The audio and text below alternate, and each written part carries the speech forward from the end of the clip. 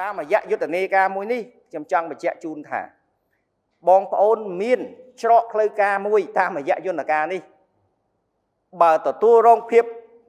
អយុត្តិធម៌ការរំលោភបំពានដោយខុសច្បាប់សូមប្តឹងមកយន្តការមួយនេះហើយយើងនឹងយកចិត្តទុកដាក់ក្នុងការដោះស្រាយក្នុងក្របខ័ណ្ឌនៃយុទ្ធនាការទី2នេះបើរឿងក្តីមានការយឺតយ៉ាវខ្លាំងក៏បងប្អូនអាចដាក់ពាក្យបណ្ដឹងមកច្រកផ្លូវការនេះដែរ